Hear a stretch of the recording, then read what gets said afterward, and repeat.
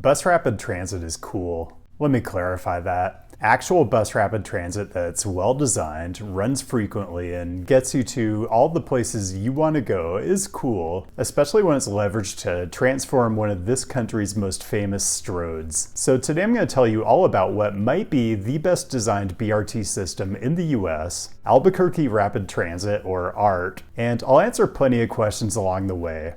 All the things the city is getting right with ART, a few things that aren't quite there yet, what became of Route 66, the mystery of why I've been living in Albuquerque for over a year now. I'll get to all of it coming up next. This is CityNerd, weekly content on cities and transportation.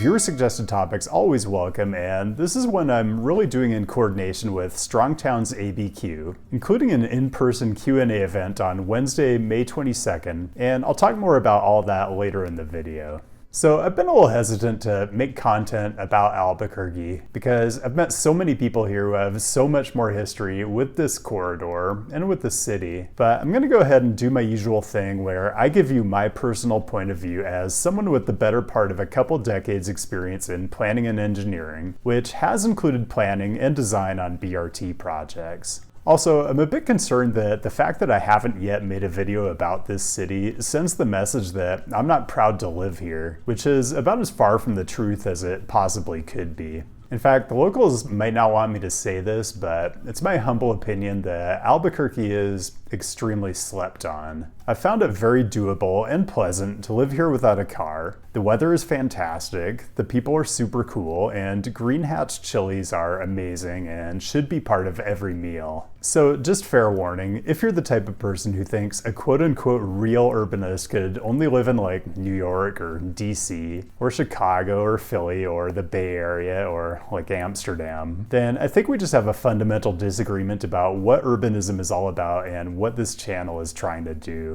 For example, I like a city that has good bones and is trending in a good direction, and for me, Albuquerque is that. Because Route 66, which is synonymous with car-centric street design, used to look like this, and since the street was reconfigured for BRT, it's just a more walkable, people-friendly place. I actually hadn't been to this city prior to the construction of ART, but I'm pretty sure I would not have chose to move here without all the positive changes that came with it. I honestly only became aware of ART at the beginning of my channel in late 2021 when I was researching a video on BRT and found out that ART was the only system in the US that had been awarded a gold rating for system design by the Institute for Transportation and Development Policy. So let's talk about what that means and what BRT actually is. The ITDP publishes a report called the BRT Standard, which actually has a brand new 2024 update. The document lays out all the elements and scoring criteria that they use to determine whether a particular service is true BRT rather than just an above-average bus, and whether the service is worthy of the gold, silver, bronze, or basic designation. And I'm going to show examples from ART as we go through these. The first 5 elements are what they call basics. You really have to have these to be considered BRT at all. 1. Dedicated right-of-way. This one is huge because if your buses are getting stuck in mixed traffic, they're gonna fall out of schedule adherence, there's gonna be bus bunching, and you're gonna fall well short of mimicking the characteristics of urban rail, which is kind of the ideal. And the scoring system gives you bonus points for physical separation and color differentiation. 2. Busway alignment, and this has some nuance to it, but mostly you're getting full credit for a median aligned busway and none for a curb running busway. The idea here is that without center running, you get all kinds of conflicts in the right lane where buses usually are, right turns onto side streets or driveways, parking maneuvers, loading and unloading, and all of those things impact reliability. 3. Off-board fare payment, which significantly reduces dwell times because the driver doesn't have to collect fares, and passengers can board at all doors. ART was originally designed to have off-board fare payment, but the machines on the platforms are all covered up now since the entire system went fareless after the pandemic. 4. Intersection treatments, which is about signal priority and restricting turns across the busway. And this is all evident in the signal mast arms along Central Avenue, the old Route 66. The bus has its own specialized signal head on the left, and if there are left turns or U-turns allowed, that signal head is to the right, and cars don't turn across the busway until they get a solid green arrow, aka a protected left. And 5. Platform level boarding, also important for reducing dwell times and increasing reliability. The idea here is people with mobility devices or strollers or any other passenger that might have issues with stairs is going to be able to roll right on just like you would with a train. You get credit for having no vertical gap and minimal horizontal gap. Other important elements among the basics: service characteristics like frequency, or how often the bus runs, and span, or how early and how late the service goes. And I'll talk about this later in the video. Stations, you get points for good spacing, which is generally considered to be 0.2 to half a mile. Communications, branding and passenger info so the service is easily legible in the urban environment, and you've got real-time information on the platforms. No bonus points, unfortunately, for additional cultural interpretive programming. And this is a huge one I'll talk about throughout the video. Pedestrian access and safety. Is there direct access to the platforms, and does the corridor itself have frequent, well-designed crossings in built-up areas? Something the BRT standard doesn't touch on is adjacent land use or transit-oriented development, and that's fine, but I am going to talk about that as we go through. So BRT is not a one-size-fits-all solution for every city. For a lot of denser, busier corridors and urban contexts, it's just not going to be enough capacity. But for a lot of contexts, it's a really good investment relative to the ridership potential you have on a corridor. It mimics a lot of the features of rail, but for a fraction of the cost and a much shorter implementation timeline. And the one thing I can't emphasize enough about ART and the gold rating it achieves is how very difficult it is to get a great service all the way to implementation without all of the important features being stripped away by people who are worried about traffic or parking or really just change of any kind. Trust me, I consulted on several projects that were originally envisioned as true BRT at the outset, and by the time they got to design, they were just curb-running articulated buses with nice stations. Still an improvement, but seriously compromised. Well, Albuquerque didn't really compromise on ART, and I still can't quite fathom how they got it done politically, but it opened strong at the very end of 2019, and then the pandemic hit and ridership suffered, as it did with every transit service in the US. But in August of last year, it set a new monthly ridership record, and it's been going strong ever since. In that month, it was the 5th highest ridership BRT system in the country. The 4 metro areas above it are all like 5 to 20 times as large, and it does significantly better numbers than several larger metro areas that have better known BRT systems. Eugene, Oregon's Emerald Express is a really interesting success story, and maybe I'll talk about that in a future video. Okay, let's talk about the network. There are 2 lines, red and green, which originate at Unser Transit Center on the city's west side, share a single corridor aligned on Central Avenue, then split at Louisiana Boulevard, with the red line going north to the Uptown district and the green line continuing east on Central Avenue. Service frequencies vary by time of day and by weekday and weekend, but most of the time each line runs every 24 minutes, so from Unser Transit Center all the way to Louisiana, about 10 miles east, you get buses every 12 minutes, which is pretty solid for a metro area a little under 1 million population. I'm going to hit the outer parts of this network very briefly because I really want to focus on the core segment. So there's a whole series of stations on Central Avenue between Unser Transit Center and the bridge over the Rio Grande River, which takes you into the central city. Remember, this is Route 66, or what I like to call the Stroad father, and I biked it to get a lot of this footage, which maybe wasn't advisable for a self-employed YouTuber with questionable health insurance coverage, but it did feel like the best way to give you a sense of what the street environment is like. This segment has dedicated bus lanes for nearly the whole length and center-aligned stations. Let's jump to the eastern extension of the Green Line, and here I have to clarify, the ITDP only requires that a certain portion of the system have all the BRT elements, at least 3 miles. Well, Albuquerque has about 10 miles of gold-level infrastructure, but not the Green Line east of Louisiana. You know, I wondered as I was making this video, where's the blue line? Don't you always start with a blue line? But this is New Mexico, so you really do have to go red and green. Anyway, the treatment out here is significantly different. The Art is curb running in mixed traffic, and the cross-section of Central Avenue is pretty horrific. I want to be clear that this part of the city is definitely lower income, and I understand the non-cynical operational reasons you might not spend as much on this part of Central, but it is a weird look. And there have been some pedestrian crossing improvements here, but pretty minimal compared to some other parts of the corridor that we'll get to later in the video. And granted, there aren't quite as many big trip attractors out here, but I guess it just depends what kind of cultural institutions you're into. Let's go to the other branch of the Art network, the Red Line north to Uptown. This one also turns into a curb running alignment in mixed traffic on Louisiana, and I just have to take a moment to point out this beautiful cross section, which is 4 general travel lanes in each direction. Why you need anything like this in a metro area under $1 million, I just can't even comprehend. So Uptown is complicated. This is a bit of a simplification, but at a certain point in the city's history, a lot of the kinds of businesses that really belong downtown started moving to this area instead. And we'll get to downtown Albuquerque's challenges and charm in a minute, but let's acknowledge that if you want to visit just about any kind of major national retailer, you're gonna have to come uptown. There's a whole lifestyle center here, and if you need, say, some upscale home furnishings or a wireless mouse that has the charging port on the bottom, this is where you have to come. Or if you want fine dining establishments, Uptown's the place for that too, including one that really justifies bus rapid transit service all by itself. This is also where you go to see movies, since the multiplex downtown apparently didn't survive the pandemic. And of all places in the city, this is actually where you see the most dense development under construction. You just wish it was on the part of the Art corridor that gets 12-minute frequencies instead of 24.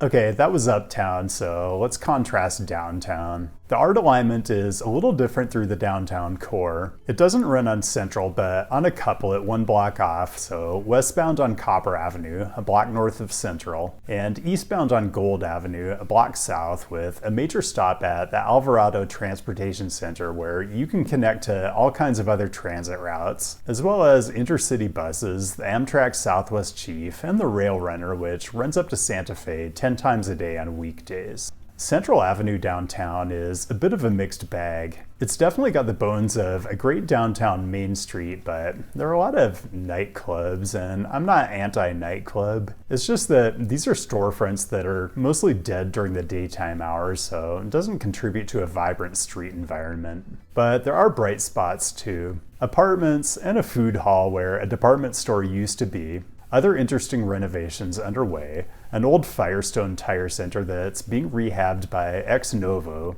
a brewery I actually used to frequent when they were in North Portland, but all the cool Portland people are moving to Albuquerque, obviously.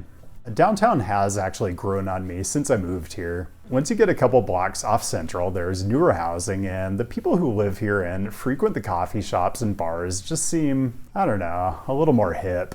I myself am not hip whatsoever, but I kind of enjoy being around people who are. West of downtown, you get one of these single-lane busways on Central, which are signal-controlled at either end of the segment to prevent conflicts, which kind of limits the capacity of the busway, but Old Route 66 is definitely constrained through this section. As far as land use, some density is starting to show up, but still a decent amount of legacy Route 66 architecture. And I won't talk about Old Town Albuquerque too much here, although it is historic and kind of cool, but similar mix of some new density and historic Route 66 design features. There's one more stop before you cross the Rio Grande into the western part of the city, and the bridge does get congested at certain times of day, so when you're biking, you're either kind of zipping by traffic or at least keeping pace, which is pretty sweet until you get to the end of the bridge and the bike lane just kind of vanishes. I think they want you to merge into general traffic, but I'm not doing that. Really though, the segment where there's the most action and the most potential is Central Avenue to the east of downtown, all the way through Nob Hill, a couple miles out. The East Downtown, or EDO platform, was actually closed at the time of filming, but it's a cool district with a bit of density, some solid storefront retail architecture, and some pretty good dining options. Also, interesting street cross-section with a single lane protected busway.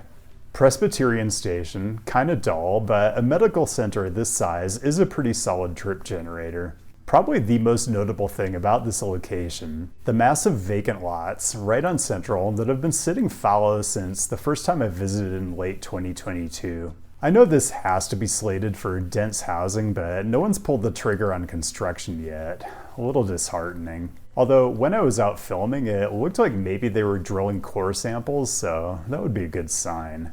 And this really gets to the challenges Albuquerque has with art and with Central Avenue.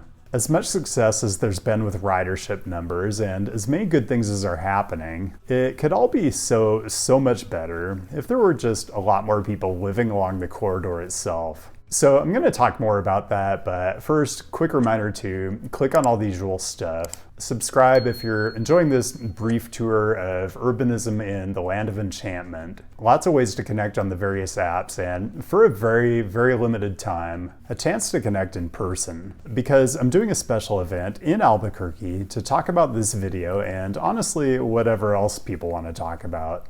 This is going to be Wednesday, May 22nd, and it's going to be a moderated Q&A where you can submit questions in advance. But I'll definitely hang out and chat with folks, and like all the other events I've done, it's a great opportunity to meet lots of like-minded people in your own city. Strongtown's ABQ is putting this on, and I will talk a bit more about that organization later in the video. And it's going to be at Fusion, a multi-venue arts and entertainment campus right on the future rail trail downtown. If you haven't been to Fusion yet, very cool place, and note that they do have free parking, but I'm going to be severely disappointed if we don't overwhelm their bike parking capacity.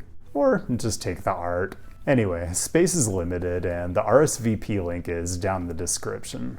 Okay, I want to set the stage for this last piece by laying out some harsh truths about housing supply and affordability in Albuquerque. And I'll do this as I run some footage of Silver Street, which is a great low-stress bike boulevard that runs parallel to Central Avenue through this last segment I want to talk about. Because I moved to this city in part because I wanted to be in the western US for reasons, and I wanted to be in an actual city, and I wanted to just make YouTube videos, which isn't the world's most financially stable profession, I'm afraid, so I had to have an affordable city. And the Venn diagram of all those things basically leads you to Albuquerque, New Mexico. Well, in the western US, housing that's quote-unquote affordable is pretty relative, and what I found when I got here was that it wasn't that easy to find a place that was in my budget and that was in a location that was walkable to a lot of the kinds of places I like to go and had good access to the spine of the art system.